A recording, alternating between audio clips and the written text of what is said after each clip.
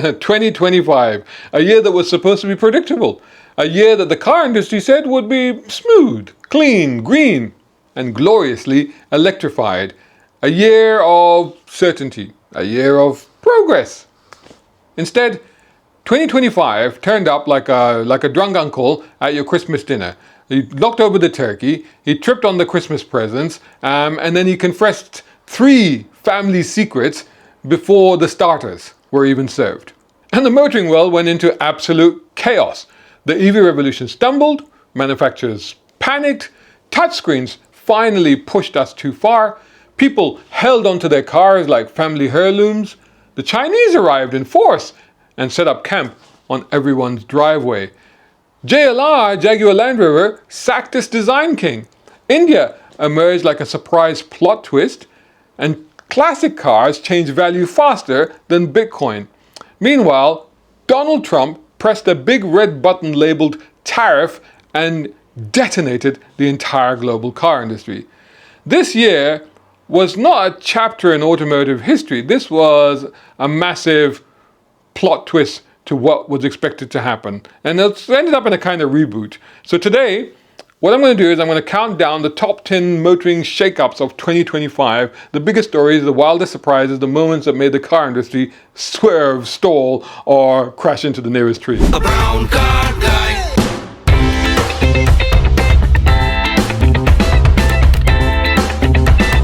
Brown car guy. Number 10, JLR fires Jerry McGovern. We open with the latest story, quite a shock actually. JLR removed Jerry McGovern from his throne pretty much without warning. Nobody was expecting this. There was no big speech or anything like that. He was actually apparently escorted out of the building. This is the man behind modern Range Rovers and the success of the Land Rover brand. This is not a small move. Like I said, McGovern shaped the brand identity for over a decade. His departure now leaves JLR and particularly Jaguar at a crossroads because he designed the Type 00. So will that survive? Will JLR pivot again? Is Tata, the owners of JLR, going to reassert control? One thing is clear, the future of Jaguar just became a mystery box. And speaking of nations influencing the industry, number 9, India becomes a serious automotive player. While Europe argued about emissions and America argued about, well, everything, India quietly leveled up. Homegrown brands like Tata and Mahindra are now building cars that genuinely shock people with how good they are. Take the Tata Harrier and the Safari and the Sierra. Big, bold SUVs with premium interiors, proper road presence, and tech that rivals Korean competitors but at half the price. So that's Tata. What about Mahindra? Oh, they've gone mad in the best possible way, actually. What is it? The XUV 700, I think? It gives you a ton of kit, adaptive cruise, massive screens, great performance in great family car. And then they've got the Thar, which is, of course, their version of the Wrangler. It's got serious off-road ability, and it just keeps getting better and better, and it costs way less. And then you have things like the Suzuki e-Vitara, and of course that's a joint venture with Toyota in a sense. There'll be a rebadged Toyota Urban Cruiser. And these are being made in India, designed, developed, built in India, and exported to Europe. This is a world-class manufacturing going on. This is global ambition happening. And with the UK-India trade deal now active, the question is simple. How long before we see these Indian machines officially sold in Britain at very tempting prices? Because if Tata and Mahindra arrive here with their current value and current spec levels, I'm sure the market will go, yeah, we're having those. I don't doubt it at all. India could follow close behind China in taking over from Japan and Korea, but I think they're going to be pretty quick about it as well. And as India rises, the old market shifts. What do I mean by old market? Let's look at classics. Number 8, the classic car market rebalances. 2025 was the year that the classic car bubble finally stopped floating upwards forever.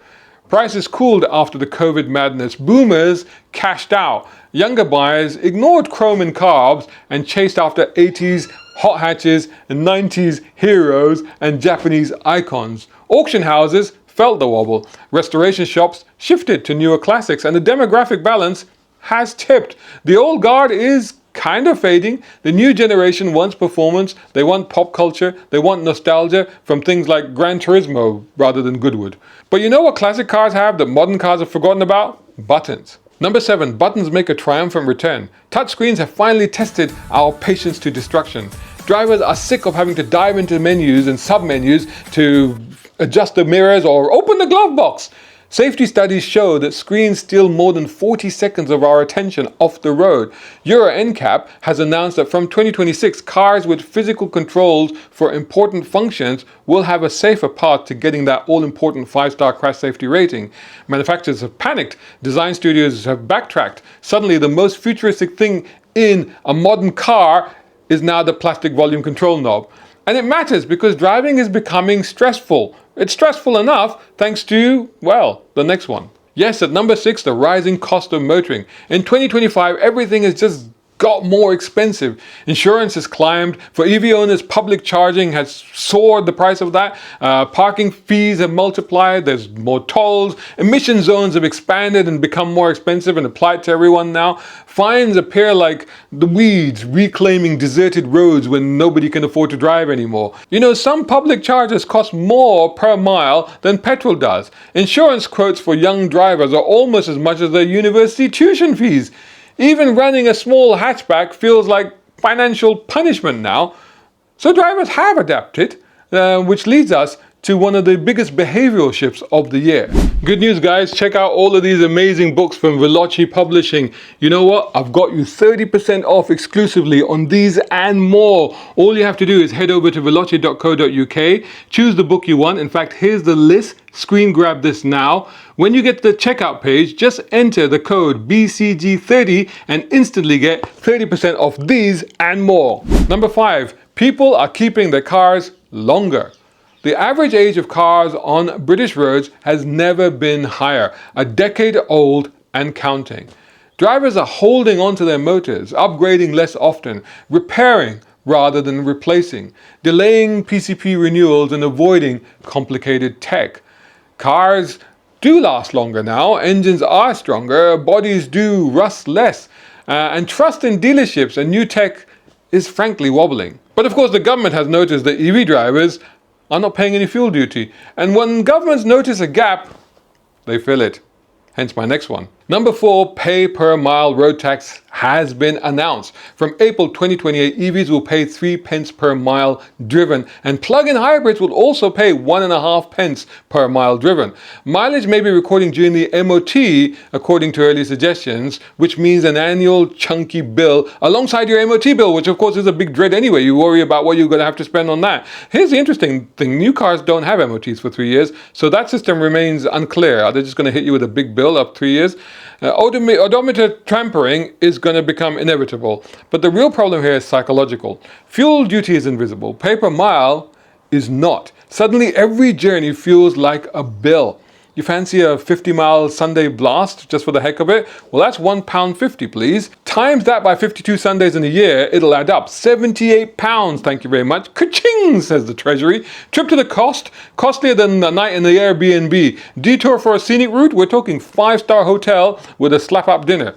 And combined with rising costs, this ain't going to help EV sales at all, which are already pretty hesitant. Giveaway time, guys. Those incredible guys at Veloci Books sent me these books, and I've decided I'm going to give them away. All you have to do is head over to browncarguy.com, where you'll see a page there giving you an entry form to win these books. And all you have to tell me is which one you want and why you want it, and then I'll put you into a draw, and maybe you'll get one of them. This is only for December 2025, so hurry up. Number 3, EV sales lose momentum. EV sales did keep growing overall, but much slower than expected. The ZEV mandate demanded 28% EV sales. The market is delivering around the low to mid-20s. Manufacturers have lobbied, consumers have hesitated, infrastructure has struggled, public charging remains inconsistent, and confidence in the market is still wobbling quite badly. The EV transition is still happening. It is still happening, but not at the speed that politicians had hoped or wanted or demanded. And while Europe and the UK slowed, of course China sped up. And China is at number 2. Yep, number 2. Chinese car makers take over everywhere. The real invasion of 2025 was Automotive. BYD, MG, Geely, Omoda, Jayco, Xpeng, Chery. They've soared from about 5% market share to around 13% in the UK in this year. In Europe, they have forced emergency tariff discussions. In the Middle East and Africa, they are pretty much becoming the default choice. Worldwide, their tech and pricing has rattled everyone. They move fast, they innovate quickly, they undercut rivals, and they launch cars like smartphones. This was already shaking things up. Then America threw a lit match into a petrol tank. Yep, the biggest shakeup to hit the car industry in 2025 in number one is Trump's tariff and their impact on the global car market. So finally, the number one shakeup of 2025 is the chaos generator, the global disruptor, the automotive hand grenade, the United States tariff saga. Now, trying to recap what actually happened is really difficult because it was kind of all over the place. It was months of policy whiplash where the rules just kept changing and nobody quite knows what happened. In fact, it's kind of hard to figure out even where we are now. So firstly, let's go back to 2024. The US slapped 100% tariffs on Chinese EVs. But then in early 2025, Trump returned and basically said, hold my Diet Coke. And then suddenly tariffs were being raised, expanded, reversed, redirected, basically depending on what day of the week it was and what he felt like. One minute the target was China, the next minute it was Europe, then it was not, then it was, then the UK might be included, then it might not be included, then there were rumors, then there was Canada actually, there was Canada, there was Mexico, and this confused everybody because America literally builds its cars across Canada and Mexico in terms of engines and supplies and all the rest of it, sometimes the car in its entirety. US manufacturers panicked understandably. Ford and GM warned the higher tariffs on imported parts could add thousands of dollars to the cost of many American vehicles themselves, especially pickup trucks, which depend heavily on international supply chains. Meanwhile, here in Britain, brand new Range Rovers were parked up reportedly at the docks, refusing to ship over to America because they were introducing a tariff on the UK there. JLR just couldn't risk shipping them there, right? I mean, it was like a tariff bingo that was going on. EVs in America have got caught in that blast radius.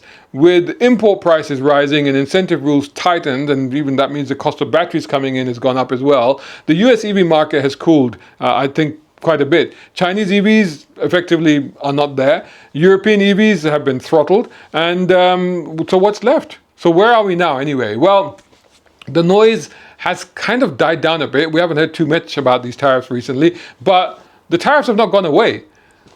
As far as I know, as far as I can understand, at the moment, there's still a tariff, big one, on China, although they did do a trade deal. It's about 100%. And additional duties on Chinese components to also remain. European brands are still on edge as Washington continues to review tariffs on cars built outside of the US, Mexico, Canada bloc. And China has threatened retaliation, actually has done retaliation, but actually the fact with China is that China has just said we don't really care because they just focus on markets outside of there. On the other hand, they are looking at Chinese-owned factories. The US EV market, of course, like I said, has slowed, and non-US brands are hesitant to invest there, and even the US brands are pulling back, like GM. They were big on EVs. Hey guys, hope you're enjoying the video or finding it useful. If you are, don't forget to hit like, share, subscribe, and leave a comment. And you know what? Support independent channels like mine. You can do that at patreon.com, coffee.com, or right here on YouTube by taking out a voluntary subscription. Or, you know what? Even better, I've got 3 books out at the moment. The first is Ulysses Files. It's an all-action thriller novel. It's a lot of fun. Had great reviews on Amazon. The second is a compilation of 13 stories I've written over 20 years, ranging from cars, sci-fi, and the human condition. A brilliant read, I've been told. And the third book is How to Do What I Do, How to Be an Automotive Content Creator. All of these are on Amazon. Go check them out. I would appreciate it if you buy one. So what's all this left us with? Well, the global market has been forced to reshape itself and reshape its thinking. Supply chains are being rebuilt. Manufacturing footprints are shifting, quite frankly. Chinese brands are doubling down in Europe and pretty much everywhere else. And European marques are, well, they're playing defense, I think, at the moment.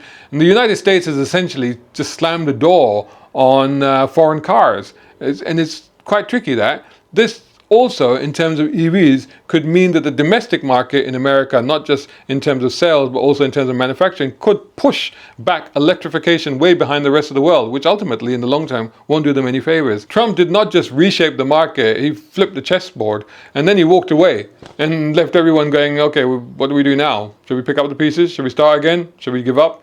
And that is why this final point is the biggest motoring shakeup of 2025 because the impact of what happened earlier this year with the tariffs still endures. So that was 2025, a year of U-turns, course corrections, and unexpected plot twists. From Jaguar's design earthquake to India's rise to the classic market shifts to tactile buttons returning, soaring costs, EV slowdowns, China's acceleration in the world market, and a tariff war that flipped the entire car industry. 2025 was loud, chaotic, fascinating, and possibly the most important year in recent history for automotive motoring and cars. Anyway, if you enjoyed this roundup, hit like, leave your comments. I want to hear what you think. Have I missed something? Was there something even bigger that happened? Was there something that nobody knows about? Or am I right? Tell me in the comments. I look forward to reading them, and I'll see you all in the next video. Shout out time, guys. Thank you so much. Hey, if you enjoy my content, why not get involved? Buy me a coffee. You can do that at either of these links. Or if you're watching on YouTube, buy me a thanks or take out a membership. It all helps. It really does.